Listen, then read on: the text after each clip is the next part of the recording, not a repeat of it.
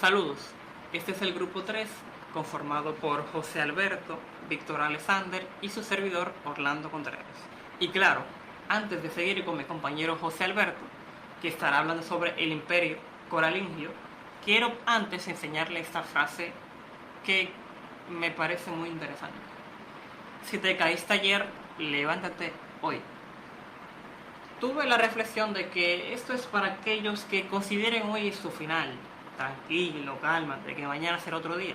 Saldrá nuevamente el sol y habrá otra y muchísimas más oportunidades. No te encierres en lo que pasó ayer o en tu pasado. Céntrate y pon tu mirada en lo que puedes hacer hoy, levantándote y poniendo manos a la obra frente a cualquier adversidad que se te ponga delante. Yo confío en ti y creo en ti en que podrás lograr lo que te propongas. Pero claro, debes poner de tu parte.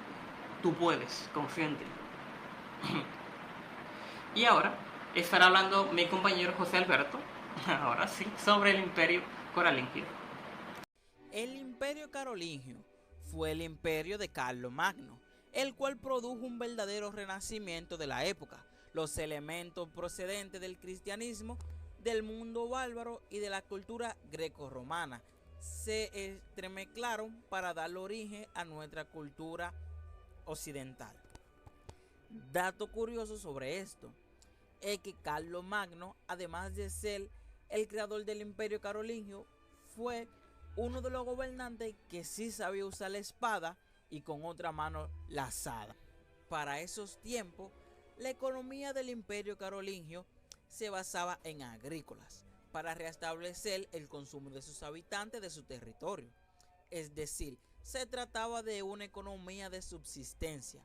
La tierra era propiedad de los señores nobles o altos cargos. Dato curioso, la moneda de menor valor en esa época, su nombre derivaba del latín denarius, que se traduce como dinero. Se decía que la sociedad carolingia estaba basada en una unión existente entre campesinos y nobles, a través del trabajo de la tierra y el pago de la renta. Pero esto no era así. En ese momento no era rentable, pues había mala comunicación, varias inseguridades a través de los trayectos por la presión ejercida por el pueblo bárbaro. Fuera de su problema económico, los campesinos solían vivir el día al día. En cambio, los nobles no, solían vestir con prendas, con túnicas y con manto alrededor del hombro llamado pelillo. Una característica que también tengo que mencionar del imperio carolingio es su arte, que viene siendo la recuperación de la forma clásica combinada con la influencia bizantina e islámica. También los nobles degustaban festines, comenzando con platos de verdura destinados a abrir el apetito antes de dar paso a la carne, entre la que más destacaba era el cerdo, herencia del pasado germánico de Carlomagno y sus súbditos, y las aves, que eran la vianda favorita de los nobles medievales. El imperio bizantino estaba constituido por todos los territorios orientales que pertenecían al imperio romano. Fue creado en el año 395, cuando se separaron definitivamente los territorios occidentales y orientales. Su auge y caída marcan el inicio y el fin de la era medieval. La capital del imperio bizantino era Constantinopla, inicialmente llamada Bizancio, hoy conocida como Estambul. La economía bizantina se basaba en la agricultura. El imperio tenía una gran cantidad de tierras fértiles y la producción agrícola era una fuente importante de ingresos. La economía bizantina se basaba en la agricultura. El imperio tenía una gran cantidad de tierras fértiles y la producción agrícola era una fuente importante de ingresos. Se cultivaba una variedad de cultivos como trigo, cebada, uvas, olivos y fruta. La economía bizantina también se caracterizaba por la existencia de gremios y corporaciones. Estas organizaciones regulaban la producción y el comercio en diferentes industrias y oficios. Los gremios establecían estándares de calidad, fijaban precios y regulaban las condiciones laborales. Los gremios establecían estándares de calidad, fijaban precios y regulaban las condiciones laborales. Esto ayudó a mantener la estabilidad económica y a proteger los intereses de los comerciantes y productores. La moneda oficial del Imperio Bizantino era conocida como el sólido. El sólido era una moneda de oro de alta calidad y tenía un peso estándar de alrededor de 4.5 gramos. Se caracterizaba por su diseño definitivo, que generalmente presentaba la imagen del emperador en el anverso y varios símbolos y motivos en el reverso. Además del sólido, el imperio también utilizó otras monedas, como el tremis, una moneda de oro más pequeña que valía aproximadamente un tercio de un sólido, y el follis, una moneda de cobre que se emitió en varias denominaciones. Estas monedas eran utilizadas para transacciones de menor y valor.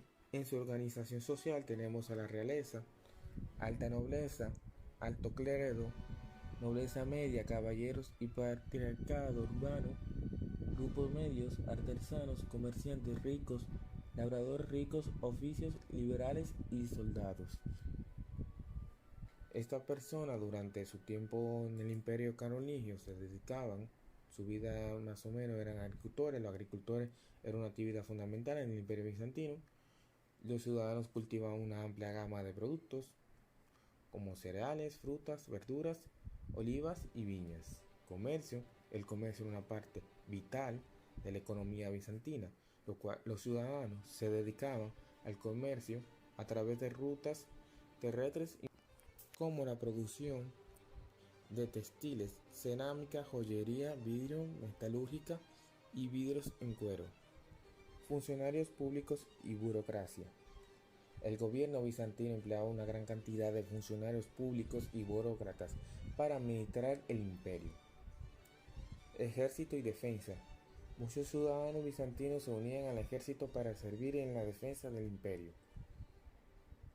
El ejército bizantino era una fuerza profesional bien organizada y controlada, con unidades de infantería, caballería y marina. Los ciudadanos también podían ser reclutados para servir en tiempos de guerra. Educación y erudición. Erudición y la erudición eran altamente valorados en el Imperio Bizantino. Los ciudadanos tenían acceso a escuelas primarias y secundarias y aquellos que podían permitírselo podían recibir educación superior en la Universidad de Constantinopla y otros centros de aprendizaje. Los estudiantes bizantinos se dedicaban a una amplia gama de disciplinas y aquellos que podían permitírselo podían recibir una educación superior en la Universidad de Constantinopla y otros centros de aprendizaje. Los estudios bizantinos se dedicaban a una amplia gama de disciplinas, incluyendo filosofía, teología, historia, medicina y derecho. Vida religiosa. La religión desempeñaba un papel central en la vida de los ciudadanos bizantinos. La mayoría de los habitantes del Imperio Bizantino eran cristianos ortodoxos y participaban activamente en la vida de la iglesia. Los ciudadanos podían asistir a servicios religiosos, hacer donaciones a iglesias y participar en festivales religiosos. Estas son algunas de sus actividades de los ciudadanos en el Imperio Bizantino. El cristianismo ortodoxo desempeñó un papel central en la cultura bizantina. El emperador era considerado el defensor y protector de la fe ortodoxa. La arquitectura de los edificios religiosos, como la famosa iglesia de Santa Sofía en Constantinopla, reflejaba la importancia de la religión en la sociedad bizantina. Como te dije, aquí hablaremos sobre las curiosidades del Imperio Bizantino. La cultura bizantina, así como el Imperio Bizantino, reciben su nombre del nombre original de la capital del imperio, Constantinopla. Esta ciudad, que actualmente se corresponde con Estambul en Turquía, recibió su nombre del emperador romano Constantino. No obstante, esto no era la dominación real de la antigua ciudad griega que reformó, si lo era Bizancio, nombre original de donde procede el nombre del Imperio Romano de Oriente o Imperio Bizantino. Una ciudad nueva, Constantinopla, antes Bizancio. Si bien su nombre original del año 303 fue Nueva Roma, se popularizó el apodo Constantinopla en honor a Constantino, y finalmente fue este el nombre que pasó a la historia. Problemas de herencia, 2 hijos y un imperio. La cultura bizantina tiene su origen en la ciudad de Bizancio. Sin embargo, el origen del Imperio Bizantino lo podemos encontrar en emperador romano Teodosio. La crisis interna del Imperio Romano, así como la indefensencia de su ejército a la hora de frenar a los bárbaros en las fronteras del norte, habían creado una gran inestabilidad en todo su territorio. A causa de la suma de estos factores, en el año 395 d.C., el emperador Teodosio optó por dividir el imperio en dos imperios diferentes. Por un lado, el Imperio Romano de Occidente, con capital en actual Milán, Medilao, actual Milán, y posteriormente Rivera, que fue entregado a su hijo Honorio, y el Imperio Romano de Oriente o Imperio Bizantino en la capital de Constantinopla. Datos curiosos. Duración del imperio. El Imperio Bizantino perduró durante más de 1000 años, desde el año 330 d.C., cuando se fundó Constantinopla, hasta 1453, cuando la ciudad fue conquistada por los otomanos. 2. Ubicación geográfica. Constantinopla, la capital del Imperio Bizantino, se encontraba estratégicamente ubicada en el cruce entre Europa y Asia, en el estrecho del Bósforo. Esta ubicación permitía un control efectivo sobre las rutas comerciales y terrestres y marítimas. Codificación de las leyes. El emperador Justiniano I, conocido como Justiniano el Grande, encargó la recopilación y codificación de las leyes romanas en el Corpus Juris Civilis, cuerpo de derecho civil.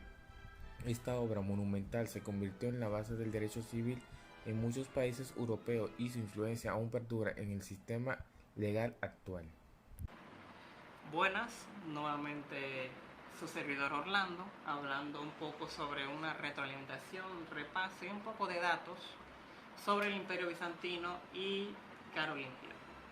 El Imperio Bizantino era un estado teocrático. A partir del reinado de Justiniano I, se inició el cesaropapismo, es decir, el emperador tenía el poder político del César y religioso, que era algo así como el poder del Papa por igual. Por lo tanto, el emperador era un representante de Dios en la tierra. El jefe supremo del Imperio Bizantino era el Basileus, palabra griega que significaba rey. Este término fue adoptado en el año 629 por el emperador Heraclio, en sustitución del antiguo título romano de Augusto. Y tal vez se lo preguntarán, ¿qué es el Estado teocrático? El Estado teocrático era una forma de gobierno en que la autoridad política se considera emanada de Dios y es ejercida directa o indirectamente por un poder religioso, como una casa sacerdotal o un monarca. Un ejemplo de teocracia es el antiguo Egipto. Los faraones no solo eran los dirigentes políticos más importantes, sino que también estaban considerados como representantes de las divinidades e incluso eran sacerdotes. El Tíbet fue otro ejemplo de teocracia hasta 2011. Ahora, por otra parte, estará hablando del Imperio Carolingio, que este fue creado por Carlomagno. Este inició una política de expansión territorial enfrentándose a diversos pueblos germanos y musulmanes en un intento de conquistar todos los territorios del Imperio Occidental. Le sucedió su hijo Luis el Piadoso, y con él llegaron las luchas por el poder y el fin de la expansión territorial. Carlomagno era el emperador de Carolingio, que concentraba en sus manos el máximo poder militar, judicial y legislativo. Para las funciones administrativas, el emperador se apoyaba en una corte dirigida por un chambelán, que se encargaba de los asuntos del palacio, entre otros. En resumen, para los amigos, que Carlomagno era el final. Tanto así que Carlomagno dividió el territorio en condados, marcas y ducados. Imagínate. dando esa retroalimentación, un poco de datos, quiero ahora finalizar con esta frase motivacional de despedida, que dice así: el único modo de hacer un gran trabajo es amar lo que haces. Es una realidad que es notable cuando algo es hecho con cariño y dedicación, porque hasta el más mínimo detalle que le puedas encontrar puede enseñarte el esfuerzo de una persona. Algo hecho, por así decirlo, sin pasión, es un trabajo que simplemente se queda en un aceptable o un ok. Se puede utilizar también en las acciones, como el que no es lo mismo para nada un favor de alguien que quiere ayudarte, como de alguien que no. Se siente y resulta incluso incómodo para la persona que te pide el favor. Por esto les exhorto: seamos honestos con nuestras acciones y trabajos, porque un trabajo o acción aceptable, llegando al punto de parecerse obligado a personas, es una forma deshonesta de vivir.